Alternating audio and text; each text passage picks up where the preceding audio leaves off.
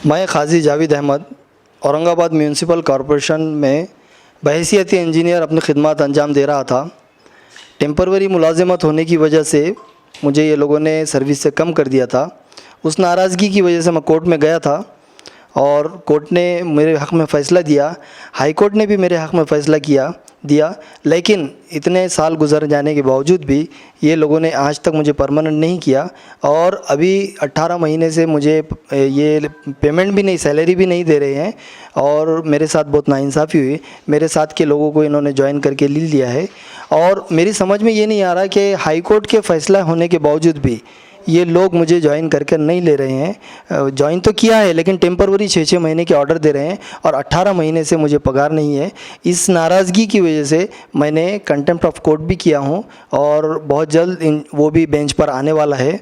तो इस तरह आज की स्टैंडिंग कमेटी में भी मेरा मुद्दा चला और देखते हैं और मुझे उम्मीद है कि मैं कई सालों से इस मामले में वो लड़ाई लड़ रहा हूं, तो अल्लाह ताला मुझे कामयाब करेगा इंशाल्लाह।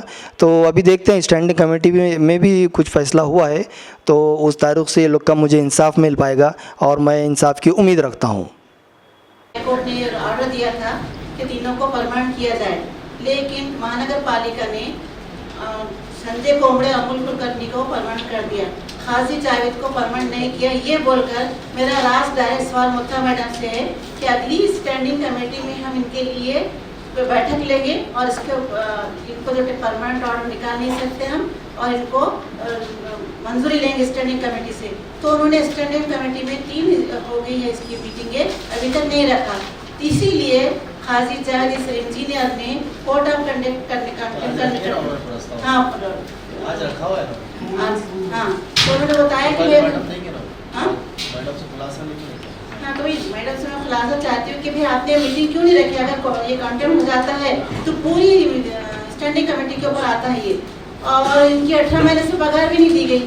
तो इनको मुझे ये आपसे लास्ट सवाल है, डायरेक्ट सवाल है कि लीगल एडवाइजर से बुलाइए, उनसे पूछिए 21 पैराग्राफ में किस पेज के ऊपर टेम्पररी का लिखा हुआ है। वहाँ पे तो लिखा है बोला कि रीइंस्टेट करो, तो फिर रीइंस्टेट करने में वो 2 इंजीनियर्स को रीइंस्टेट क्यों किया और क़ाज़ी जावेद को क्यों नहीं किया? मुझे इसका सवाल का जवाब।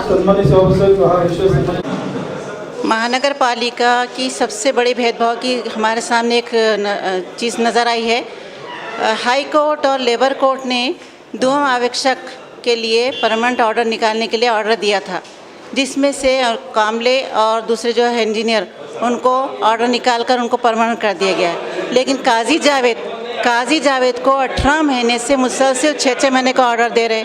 18 महीने से उनको पगार तो दिए नहीं और हर वक्त ये कहे कि ऑर्डर दिया जा रहा है कि तात्पुरता, जबकि हाई कोर्ट और लेबर कोर्ट ने कह दिया है कि इनके साथ किसी किस्म का भेदभाव ना हो और उन कामले और दूसरे जो इंजीनियर उनके साथ जैसा हुआ वैसा इनका भी परमानेंट ऑर्डर निकाला जाए। लेकिन आज तक इनको परमानेंट ऑर्डर निकाला नहीं गया और ये कहकर हमेशा आगे बढ़ा देते हैं कि हम स्टैंडिंग कमेटी में रखेंगे, और 3-4 बैठकें हो गई, उसमें कभी भी उन्होंने बैठक में रखा नहीं है।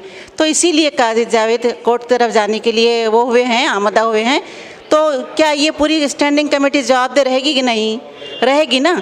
तो इसीलिए आज हमने इस चीज़ को सामने रखे और ख़ास तौर से तवज्जो दिलाए कि ये ऐसे भेदभाव क्यों किया गया इस क़ाज़ी जावेद इंजीनियर के साथ।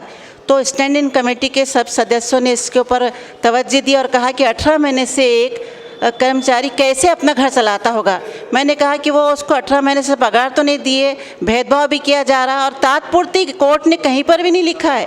कोर्ट ने ये लिखा है कि रीइंस्टेट किया जाए इंजीनियर्स को, तो इनको तात्पुरती बोल के ऑर्डर निकालते। सबसे बड़े तो यहीं ये पकड़े जाते हैं, लेकिन ये लोग डरते नहीं हैं। कॉरपोरेशन बिल्कुल नहीं डरती। आज हमें हमारी कुलकर्णी मैडम साहब का शुक्रिया अदा करूंगी और साथ में पूरी हमारी जो स्टैंडिंग कमेटी के सदस्य हैं कि मेरे इस फॉलोअप को उन्होंने हमारी मदद किया है और मैडम ने ऐलान किया है कि इसके ऊपर अमल किया जाए और मंजूरी भी दी जाती है। Thank you.